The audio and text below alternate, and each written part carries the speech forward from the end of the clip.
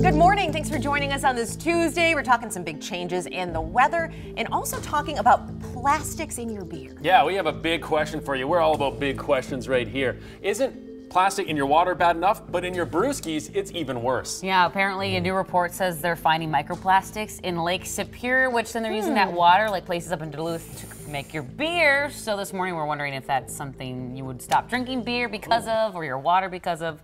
Chime in. It's an emoji poll, right? Yeah. It's kind of interesting. KARE11.com/vote now and let us know what you think. What's it looking like? So Do you have to look at far, the TV? It's kind of split. A lot of people are Split still up, going to yeah. drink Sad it. face. Yeah, it's Yeah. either extreme one way or the other. They're saying, yeah, we'll still tip them back, or no, not at all. It's not good. There's a few good breweries up around Duluth, so. I still will buy. I just bought Castle Danger cream ale the other day. You'll So get No good. plastic. I mean, I don't you're gonna taste be like it. this, You'll picking get out Totally worth it. microplastic. I mean, it sounds bad, but we really don't know the impact. The impact Yeah. of it, do we?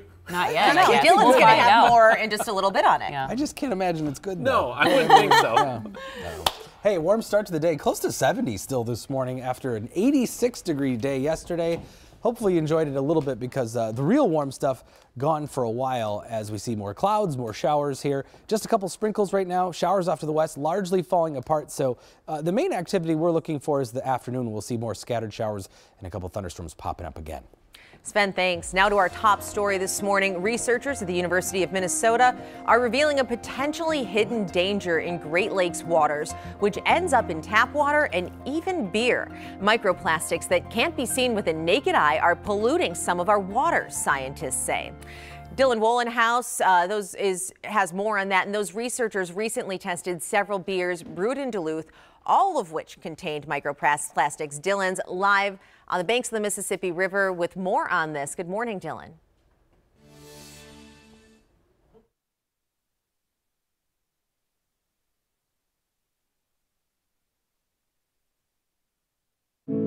A microscopic misfortune, tap water, Great Lakes, and beer, all of which University of Minnesota researchers have found to contain microplastics. But what else, researchers say, contributes? Synthetic fabrics in our clothes that we wash like fleece jackets. When you wash a garment like that, you could be releasing up to 15,000 particles. So what are we talking about here? Small, unseen amounts of plastics as a byproduct of what we use and throw away. The research? Concentrated in Duluth and Great Lake cities. It found beer brewed with Great Lake water and tap water contained variations of microplastics. So how about the danger? Well, the research is rather new and scientists don't yet know its effects on the environment and people, so we're operating in the arena of possibilities. This is a human-created pollutant. Scientists keeping a close eye on the water in hopes of keeping it clean. Dylan Wohlenhaus reporting there. Scientists say this is more of a cautionary tale than an alarmist situation, especially when it comes to things like beer. They do want people to be aware, and more studies are being done. We're going to have more info about that study on KARE11.com. And now it's time for Chris. Taking a look at news headlines this morning, the Attorney General of New York, who called himself a champion of women's rights, will officially resign today after 4 women accused him of physical abuse. The women's stories accusing Eric Schneiderman were published in The New Yorker. The AG denies assaulting anyone.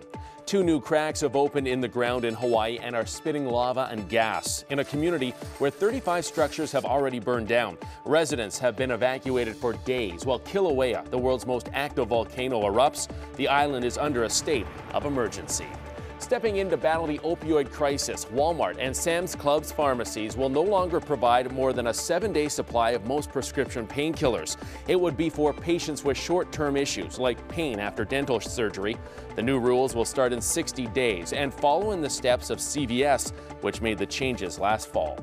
Minnesotans can still use their driver's license to get on domestic flights. We got an extension that lasts until October 2020. Minnesota is working to comply with the Real ID Act that passed in January. We will have a little extra time now to beef up security on all state licenses.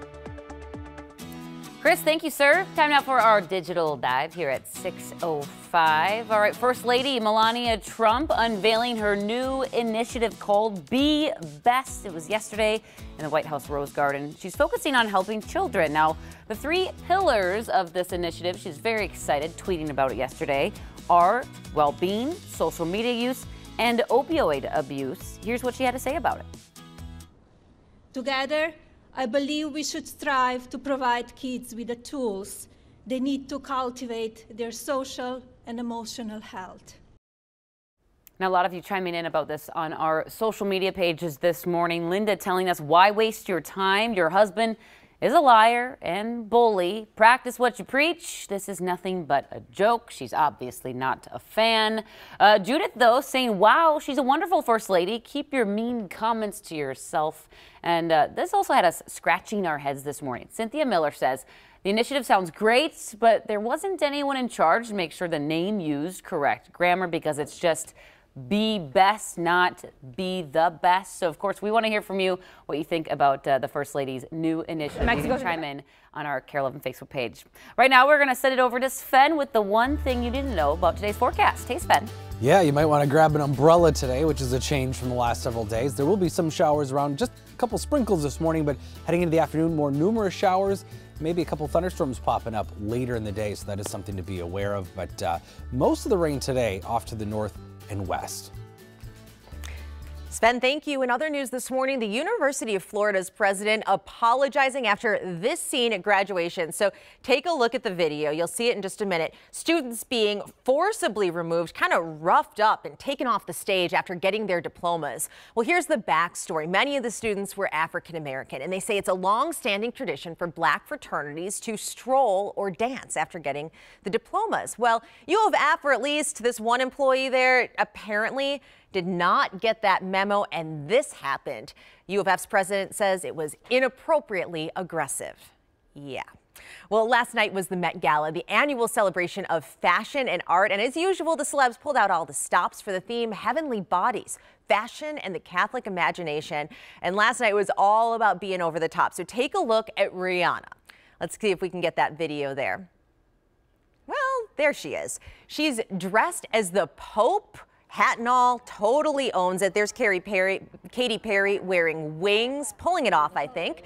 Sarah Jessica Parker went all Renaissance for the event, and so did Madonna. I don't like the braids. Maybe you guys do. I don't know. And finally, here's Blake Lively. My favorite look of the night. Totally worked it, looking stunning in Versace. And here's some big congrats to a local guy, Gavin Kaysen. He wins the James Beard Award for the best chef in the Midwest, once again proving the Twin Cities' cred as a foodie capital. Now, Kaysen owns Spoon and Stable in the North Loop, and he also owns Bellacore in Wayzata. He was up against two other Minneapolis chefs for the honor, Ann Kim of Young Joni and Stephen Brown of Tilia. Guys, I have been to Young Joni. Fantastic. The pizza's amazing. Haven't made it to Spoon and Stable yet because it's so good I can't get a reservation. It is hard. Same with Bellacore. And their pastries, though, you can get it and just order from their little pastry chef there. Hands down, some of the best I've ever had. They have crepe cakes, croissants with almonds and chocolate. Sounds good. Well, this is why he's the winner. It's good. And they all got their start on KARE in the Kitchen? That's right. Yeah. Next on KARE in the Kitchen. I would like to take credit for Gavin, but no. Every Thursday, 9 o'clock to 9:30, KARE in the Kitchen. We'll have to get him on, though. For Definitely. sure. Ooh, maybe that's how I get the food. Right now, it's coming at 6:09. When we come back, we're talking about a cancer-causing gas called radon. Our I-team's looking into the schools that are testing and the schools that aren't. And we are continuing our research into the housing market, breaking down the cost of renting in the city and whether or not it's worth it. We'll be right back.